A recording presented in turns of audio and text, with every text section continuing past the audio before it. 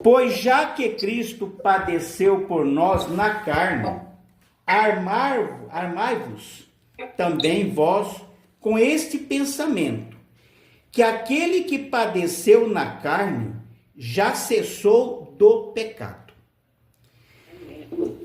Jesus, Cristo, ele era 100% Deus e 100% homem.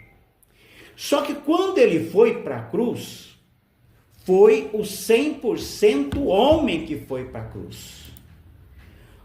Porque esse era o propósito, esse era o propósito que ele tinha, que ele veio à terra, que o verbo se fez carne, foi para que ele fosse para a cruz. E na cruz, ele levou todos os nossos pecados, estavam sobre ele.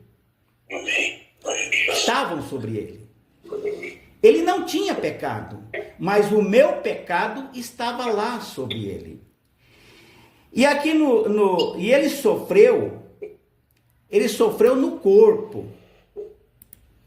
Na carne ele sofreu os ferimentos, o sofrimento, a dor da morte. Ele sofreu na carne, por causa dos nossos pecados, pelos nossos pecados. E o pecado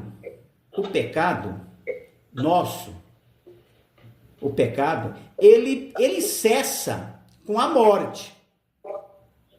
Quando uma pessoa morre, o pecado dela cessa. Daí segue-se o juízo. Aí segue o juízo. Mas o pecado cessa na morte. Por isso que está escrito aqui. Ele padeceu na carne, mas já cessou do pecado.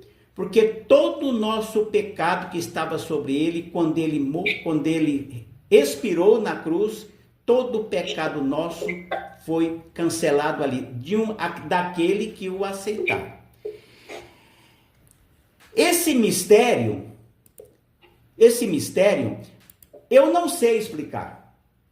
Com a minha mente, com a minha capacidade humana, com a minha inteligência humana, eu não sei explicar. Porque a palavra diz que a fé, ela vem pelo ouvir a palavra de Deus. Vem pelo ouvir a palavra de Deus. Agora, o pecado que estava sobre ele, que foi cessado na cruz, isso é um mistério que aqui nenhum ser humano tem como explicar. Nós temos apenas que aceitar pela fé. Nós temos que aceitar. E aí no versículo 2 diz assim: para que no tempo que vos resta na carne, não vivais mais segundo as concupiscências dos homens, mas segundo a vontade de Deus. Ele morreu na cruz, Jesus morreu na cruz, levou os nossos pecados. O profeta diz que ele levou até as nossas enfermidades. E quando nós o aceitamos, nós entendemos isso. Porque há duas maneiras de ouvir falar de Jesus. Tem duas maneiras que acontecem no ser humano. Pode acontecer duas maneiras. Se as duas vêm com efeito na vida de uma pessoa que ouve o Evangelho, quando ele ouve o Evangelho, se acontece esses dois eventos, o Evangelho é frutificado na vida daquela pessoa. Agora, se acontece só um, ele fica infrutífero. O que é isso? Primeiramente, a gente escuta com os ouvidos carnais, a gente ouve a palavra. Ouve que Jesus morreu na cruz. E muitos sabem disso. A humanidade quase inteira, principalmente aqui no Brasil, vamos dizer assim, que é uma sociedade praticamente cristã, todo mundo sabe que Jesus morreu na cruz para nos salvar. Mas isso entra no ouvido e não vai para o espírito, não vai para o coração. Quando o espírito não ouve, ele fica infrutífero. Mas porque muitas vezes eu ouvi o evangelho também. Eu ouvi o evangelho e esse evangelho ficava apenas no escutar. Escutar. Ele não descia para o coração. Mas um dia eu escutei e ele desceu e o Espírito ouviu. E quando o Espírito ouviu, houve aquele quebrantamento, que só o Espírito Santo que pode fazer isso. Houve um quebrantamento e o arrependimento e eu aceitei Jesus como Salvador. E este ano, 2025, completou 45 anos de caminhada cristã. Glória a Deus. Glória a Deus. Então, aí o versículo 2 diz assim, que aí nós passamos a viver em novidade de vida. Nós não vamos mais viver segundo as concupiscências, né? Segundo as concupiscências dos homens, mas segundo a vontade de Deus. Porque é bastante que no tempo passado da vida, fizéssemos a vontade dos gentios, fizemos a vontade do mundo, andando em dissoluções, concupiscências, borracheiras, glutonarias, bebedices, abomináveis idolatrias. Eu vou ler esse versículo na NVI, que diz assim,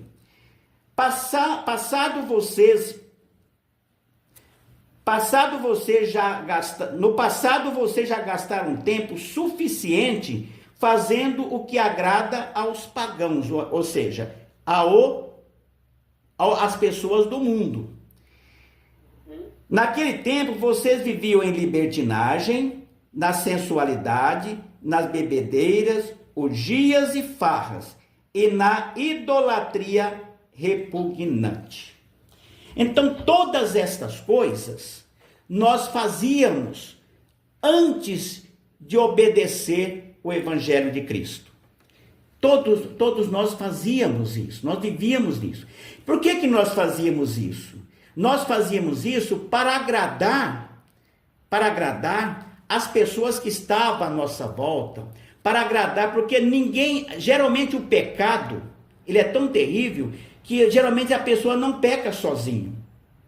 Às vezes acontece de pecar sozinho, mas na maioria das vezes o pecado ele chama outras pessoas para fazer um grupo para pecarem junto. E muitas vezes nós, quando ainda não conhecíamos a Deus, nós andávamos assim, tentando nos aparecer, tentando nos mostrar que nós somos, quem nós éramos. E nessa maneira de querer se mostrar, nós cometimos todas estas falhas e esses erros e estes pecados abomináveis. E aí o versículo 4 diz assim, hoje, né, acham estranho não correrdes com eles no mesmo desenfreamento de dissolução, blasfemando de vós. Isso aqui é interessante. A gente lá no mundo, principalmente o jovem, a pessoa que é jovem, ele tem um grupo de amigos. De tudo isso que está acontecendo aqui, ó, das bebedeiras, das farras, das orgias, de todos esses pecados, a gente tem aquele grupinho. É os amigos inseparáveis. Mas o dia que um desse grupo escuta o evangelho pelos ouvidos, e este evangelho desce para o Espírito, e o Espírito Santo, que convence o homem do pecado, do juízo e da justiça, faz a obra na vida e a pessoa se converte, diz que a pessoa se afasta dessas coisas. E aquele grupo, ele chega assim e fala,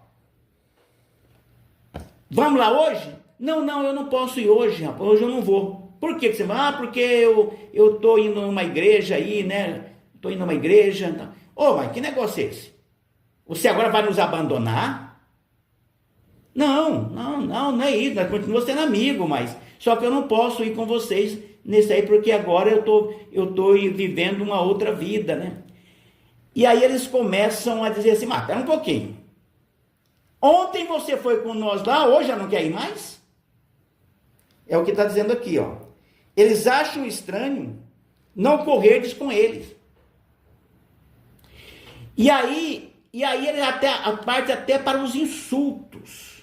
Muitas vezes parte até para os insultos, dizendo assim, mas você está dizendo agora que você é santo e nós não? Você é igual a nós, tudo que nós fizemos você fazia também, agora você quer falar que agora você é santo e nós não? Agora você vai para o céu e nós vamos para o inferno, então? Que negócio é esse? E começa, isso aí eu tomo por você porque aconteceu, eu ouvi essas palavras. Talvez com menos intensidade ou com mais intensidade, mas eu ouvi essas palavras. Mas você fazia o que nós fazíamos. Você andava conosco, você fazia tudo. Agora você já não quer mais andar conosco. Por quê? Porque agora nós não servimos mais para ser seus amigos. Mas isso a gente pode falar assim, mas isso é só um novo convertido. Nós que temos hoje, eu tenho 45 anos de caminhada cristã. Tem gente aqui talvez que tenha mais do que isso de caminhada cristã. O inimigo, da qual nós servíamos ele antes, ele nunca desiste de nós. Mas eu já tenho 50 anos de caminhada. Eu acho que agora o inimigo já não vem mais para perto de mim, já não vem mais me provocar, porque ele sabe que eu não vou mais para o lado dele. Quando a pessoa tiver 100 anos, ele ainda está lá esperando. Porque a Bíblia diz que ele fica ao nosso derredor. Bramando como leão, buscando a quem possa tragar. Mas é para nós ter medo? Não, porque a mesma palavra diz que o anjo do Senhor está ao nosso redor. Enquanto ele está ao nosso derredor, o anjo do Senhor está ao nosso redor para nos guardar e nos livrar. Então, nós somos guardados pelo Senhor todos os momentos. Agora, e o que o inimigo fica ainda perto de nós, ainda tentando, bramando como um leão, buscando a quem possa tragar? Porque ele fica procurando nós dar-nos uma brecha. Por isso que a palavra de Deus diz, ore sempre, vigie sempre, porque o inimigo fica esperto, então para não dar brecha. Então nós não podemos dar brecha para o inimigo entrar. Não podemos dar brecha. Diz assim, os quais hão de dar conta ao que está preparado para julgar os vivos e os mortos. Quando nós estávamos nessa fase da vida, de desobediência a Deus, de viver longe dos caminhos de Deus, nós estávamos mortos para Deus. Não mortos fisicamente, mas nós estávamos mortos espiritualmente, nós estávamos mortos para Deus. E nessa fase, eu tenho um poema que diz assim, tem gente que pensa que a vida é a sua eterna propriedade, que nunca vai prestar conta de quem a deu com bondade. Pensa que domina tudo, até ser julgo um sortudo, sem pensar na eternidade.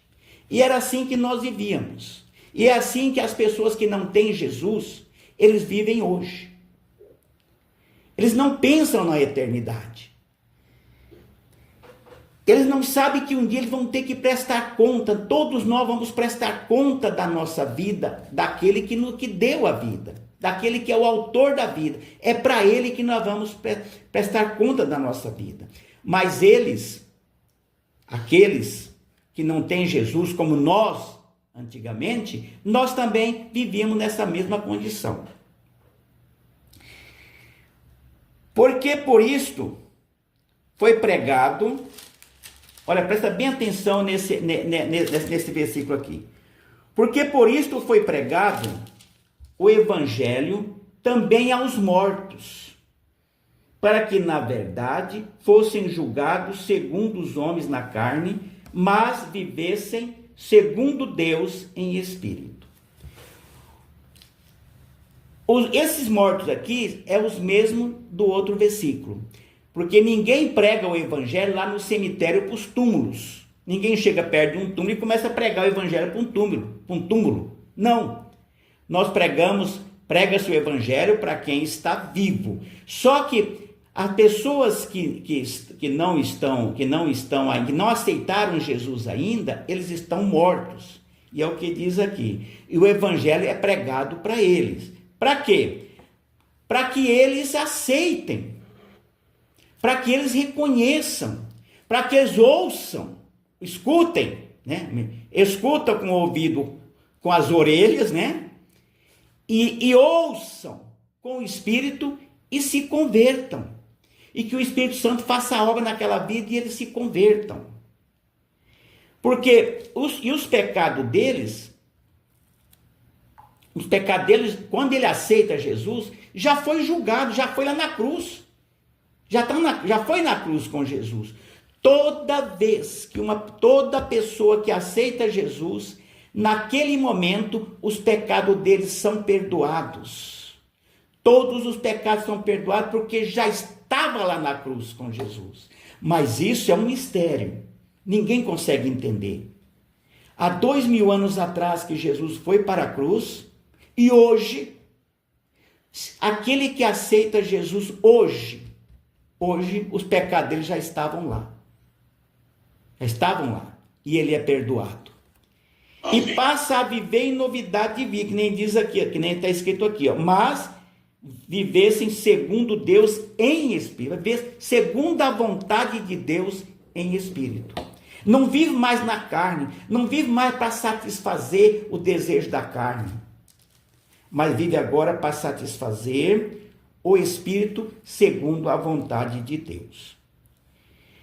Aí o apóstolo Pedro escreveu aqui no versículo 7 diz assim: por quê? Já está próximo o fim de todas as coisas. Portanto, sede sóbrios e vigiai em oração. Aqui vem a palavra. Vigiai em oração. Mas, sobretudo, esse versículo é tremendo esse versículo. Essa palavra aqui o versículo 8 diz assim, ó, mas, sobretudo, tende ardente amor uns para com os outros, porque o amor cobrirá a multidão de pecados. Eu faço aqui uma leitura, uma interpretação desta palavra da seguinte maneira. Todos nós aqui somos servo de Deus, somos filho de Deus, e gostamos de falar de Jesus. Gostamos de pregar o evangelho. Todos nós aqui. Agora, o evangelho, essa incumbência de pregar o evangelho é nossa, é minha e é sua. A palavra de Deus diz que os anjos queriam fazer isso, mas não foi, eles não tivessem autorização. Mas foi nós. Porque nós podemos dizer assim, olha, o que você está passando, eu estou passando. Os anjos seriam diferentes, né? Eles são anjos. São seres celestiais. Mas nós não. Nós somos seres terrenos. Então é nós que vamos pregar o evangelho. Essa incumbência Jesus deixou para nós pregarmos o evangelho. Só que o evangelho tem que ser pregado com amor. É o que está escrito aqui, ó. Com amor. Não pregar só por pregar. Nós temos que pregar com empatia. Sentindo a dor, sentindo o pecado daquela pessoa. A necessidade dele. Porque a necessidade dele hoje era a minha necessidade antes. Então nós temos que pregar com essa empatia, com esse amor. Porque diz aqui, Porque o amor cobrirá a multidão de pecados. É através de nós pregarmos o evangelho com amor, com empatia, com compaixão pelas almas perdidas. Com compaixão. Porque pregar o evangelho sem compaixão, olha, é quase como pescar numa poça de água no asfalto. É sério, isso aí nós podemos falar isso com muita experiência. Mas quando a gente se compadece de uma alma que precisa de Jesus, olha, as palavras que saem da nossa boca não são palavras nossas, mas são palavras do Espírito Santo. É o Espírito Santo que toca naquela vida. É o Espírito Santo. Mas isso depende da nossa compaixão para com aquela pessoa. Então, aqui está escrito aqui, né? Eu faço a leitura desse versículo dessa maneira. Mas, sobretudo, tende ardente amor uns para com os outros, porque o amor cobrirá a multidão de pecados. Se a gente for pregar evangelho para uma pessoa e dizer assim, lá no nosso íntimo, dizer assim, esse aí não tem mais jeito, nem comece a falar, nem comece, porque se isso acontecer conosco, nós podemos até cometer pecado. Nós não podemos... Mas essa pessoa é má demais, a pessoa é muito pecadora, é muito ruim, é muita maldade, é muita coisa. Mas Jesus pode salvar. Aleluia. Jesus pode salvar. Então nós temos que pregar o evangelho sabendo que Jesus, o amor de Deus alcança todos. E que nós um dia estávamos na mesma condição que estava aquela pessoa. Porque não tem pecadinho nem pecadão. Todos são pecados. Mas essa pessoa é mais pecador do que eu era? Será? Será que a maldade que eu tinha, se aquela pessoa é mais maldosa ainda para com Deus, desobediência para com Deus, porque todo pecado é desobediência para com Deus. Desobedeceu a Deus é pecado. E eu desobedeci a Deus. Então será que o pecado do outro, a desobediência dele é maior do que a minha era? Então a gente tem que ter essa compaixão quando vamos pegar o evangelho.